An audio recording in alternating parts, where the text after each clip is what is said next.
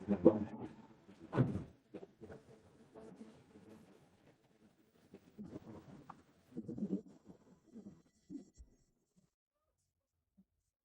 ោកគ្រូពេទ្យជួយខ្ញុំផង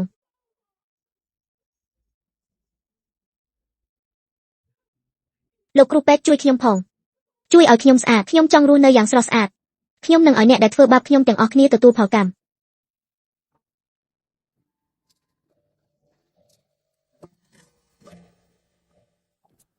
លោកស្រីខ្ញុំមកជួយលោកស្រី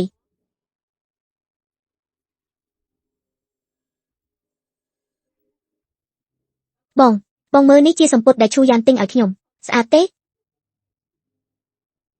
បងមើលផ្កាគៀបសក់របស់ខ្ញុំនេះស៊ីគ្នានឹងអាវនេះទេអូភ្លេចប្រាប់បងថ្ងៃនេះជាខួប5ឆ្នាំរបស់យើងបងកុំភ្លេចត្រឡប់មកផ្ទះវិញឲ្យឆាប់ខ្ញុំមានការភ្ញាក់ផ្អើលឲ្យបងហេបងប្រហែលជារវល់ហើយលោកស្រីនេះជាស៊ុបត្រីដែលលោកប្តីបានរៀបចំពិសេសសម្រាប់លោកស្រីកាលពីព្រឹកលោកស្រីគួរតែពិសាពេលវានៅក្តៅមួយឆ្នាំនេះមិនដឹងថាមានរឿងអីទេសុខភាពចេះតែខ្សោយទៅហើយមានអារម្មណ៍ថាគ្មានកម្លាំងសោះ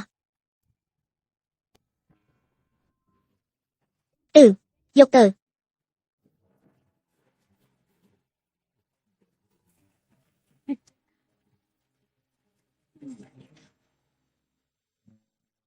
បងមិនមិនទាន់ត្រឡប់មកវិញ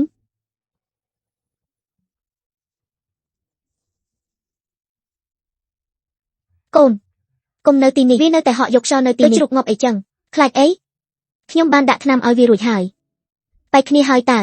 សូម្បីតែអាហារពេលព្រឹកក៏មិនញ៉ាំដែរ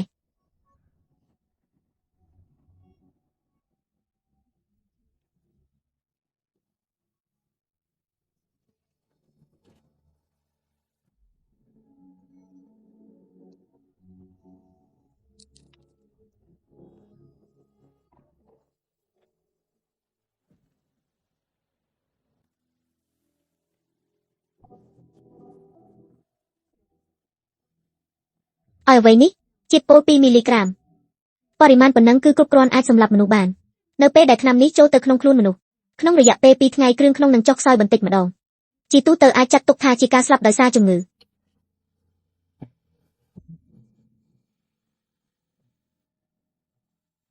ខ្ញុំទ្រាំលែងបានហើយយើងបានឲ្យថ្នាំអរម៉ូនវាយូរណាស់មកហើយថត់ប៉ុណ្ណឹងហើយនៅមានមុខមកតោងទាមឯងទៀតលើកនេះយើងកុំអូសបន្លាយទៀតបាន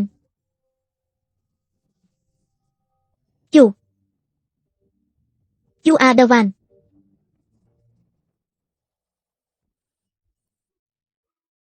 ហេលោកយាយជួយខ្ញុំផងកូនប្រុសអ្នកលួចលាក់ជាមួយឈូយ៉នប្តីខ្ញុំថែមទាំងចង់បំពោខ្ញុំឲ្យស្លាប់ទៀតហើយយ៉ាងម៉េចទៅជ្រូកថតមួយក្បាលត្រូវគេកាប់មិនមែនជារឿងធម្មតាទេអ្នកតែងតែដឹងខ្ញុំដឹងយូរហើយបើឯងចង់ស្លាប់ប្រញាប់ស្លាប់ទៅទុកកន្លែងឲ្យកូនប្រសារស្រីថ្មីស្អាតរបស់ខ្ញុំខិតខំលះបង់ដើម្បីគ្រួសារនេះអស់រយៈពេល5ឆ្នាំតើខ្ញុំបានធ្វើខុសអ្វីឯងមើលខ្លួនឯងទៅតើឯងគិតថាស័ក្តិសមជាមួយកូនប្រុសខ្ញុំឬតើឯងអត់ចេះឆ្លោះកញ្ចក់ទេឯងធ្វើប្រងើយកន្តើយនឹងខ្ញុំនិយាយថាឲ្យខ្ញុំទៅស្អុយដល់ខ្ញុំហើយ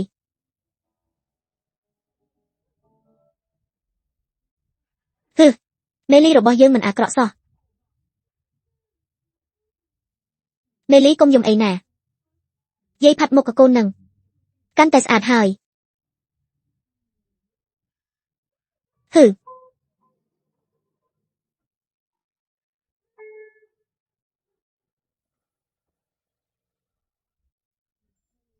លោកស្រីនៅក្នុងឆ្នាំងនេះនៅសល់ទឹកសម្លត្រីបន្តិចលោកស្រីពិសាវ៉ាទៅ2មីលីក្រាមមិនមែនភេសជ្ជៈនេះទេញាត់ចូលមាត់រហូតស្លាប់លោកស្រីនេះជាអ្វីដែលលោកម្ចាស់រៀបចំជាពិសេសសម្រាប់លោកស្រីកាលពីព្រឹកសមុទ្រនេះលោកស្រីសូមពិសាក្នុងទៅសមុទ្រឆ្ងាញ់ណាស់មេលីផឹកសមុទ្រទៅមេលីអត់ស្ដាប់បង្គាប់ទេមេលីខ្ជះខ្ជាយអាហារសៀវហៅនឹងមិនចូលចិត្តមេលីទេកុំសមនេះមានថ្នាំពុលហើយមើលទៅឯងដឹងរឿងទាំងអស់ហើយ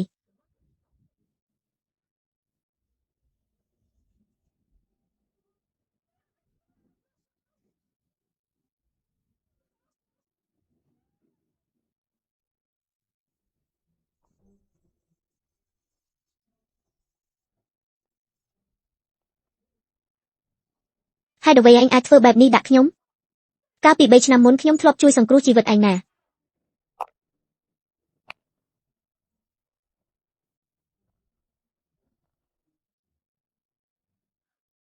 លោកស្រីសូមមេត្តាជួយសង្គ្រោះខ្ញុំផងត្រឹមតែឲ្យខ្ញុំបាយមួយមាត់ក៏បានដែរខ្ញុំសុខចិត្តធ្វើអ្វីក៏បានដែរធ្វើម៉េចទៅចៃដន្យឲ្យអីខ្ញុំខ្វះអ្នកបម្រើផ្ទាល់ខ្លួនម្នាក់ស្អែកនេះឯងមកផ្ទះខ្ញុំដើម្បីរាយការណ៍ខ្លួនទៅមកឯងគ្រាន់តែជាជើងទម្រសម្រាប់ខ្ញុំឡើងខ្ពស់ប៉ុណ្ណោះឯងក៏សមនឹងលេងព្យាណូជាមួយខ្ញុំដែរអាហាឯងនឹងទទួលកម្មពៀហើយកម្មពៀឯងគួរតែអរគុណខ្ញុំទៅវិញទេដឹងដោយសារតែខ្ញុំទើបអាចឲ្យឯងបញ្ចប់អាពាហ៍ពិពាហ៍ដែលបរាជ័យនឹងគួរឲ្យអស់សំណើចនេះមុនកំណត់បានចាប់ពីពេលនេះទៅកូនសោផ្ទះត្រកូលជាងគឺជារបស់ខ្ញុំចាប់ពីពេលនេះទៅម្ចាស់ផ្ទះត្រកូលជាងគឺត្រកូលឈូធ្លុកហា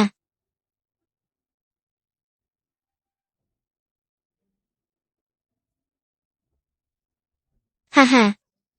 ក្រុមសន្តិសុខមិនបានការពារខ្ញុំល្អទេខ្ញុំចង់រាយការណ៍ប៉ូលីសរាយការណ៍ប៉ូលីស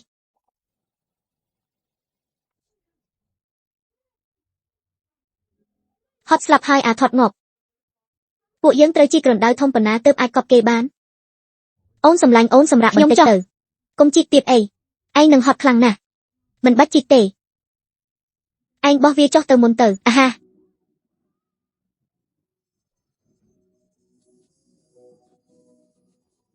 មិនឯងចិត្តអាក្រក់ម្លេះតាមពិតទៅខ្ញុំក៏មិនអាក្រក់ខ្លាំងណាស់ណាដែរគាត់ស្លាប់មែនតែខ្ញុំបានបន្សល់ទុកប្រាក់កម្ចី30លានឲ្យម្ដាយរបស់គាត់ខ្ញុំអា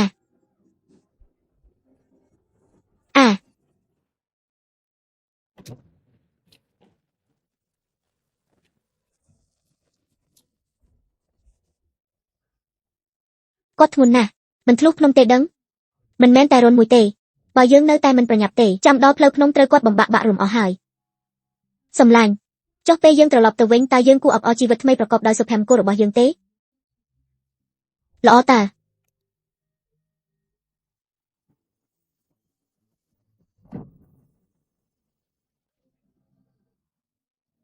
ហេតុអីបានជាពួកគេដូចមីងម្លេះអាអាអា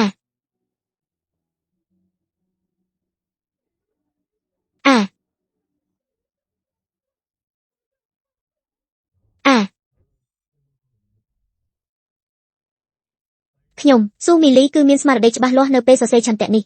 ខ្លឹមសារឆន្ទៈមានដូចខាងក្រោមអចលនទ្រព្យក្រោមឈ្មោះរបស់ខ្ញុំនិងភាគហ៊ុនទាំងអស់របស់ក្រុមហ៊ុនហាវសឹងនឹងត្រូវបន្សល់ទុកឲ្យប្តីរបស់ខ្ញុំគឺជាងហាវនិងឈូយានទទួលមិនអាចទេប្រកាសជាពួកអាថកទាបឯងសម្លាប់ខ្ញុំដើម្បីលុយខ្ញុំនឹងសម្លាប់ពួកឯង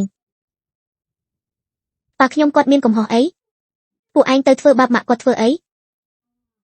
មនុស្សថតធំប៉ុន200ចិនដុតហើយសឆ្អឹងប៉ុន្មានជាណែងថាចឹងខ្ញុំអាចទៅជីករណ្ដៅខ្មោចឲ្យគាត់បានទេអញ្ចឹងរណ្ដៅខ្មោចគាត់អាចនឹងដាក់គាត់មិនលិចទេដឹង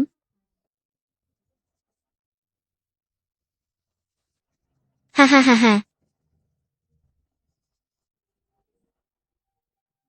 ខ្ញុំភ្លេចប្រាប់ឯងពេលកូនស្រីឯងស្លាប់ក្នុងចិត្តត្រជាក់ស្រេងហើយនៅមានកូនម្នាក់ទៀត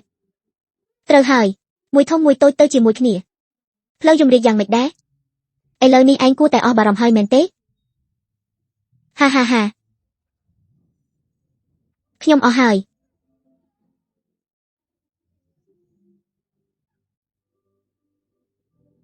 ឆាប់ចាក់ខ្ញុំមួយដាវទៅមិនមែនគ្រាន់តែជ្រុះពីងាប់នៅផ្ទះទេអីមិនក៏ឈួតមែនតែនទៅហើយ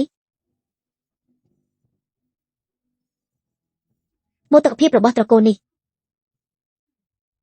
ខ្ញុំនឹងសងសឹកទៅលើឃាតដែលសម្លាប់ម្ដាយខ្ញុំ1000ដង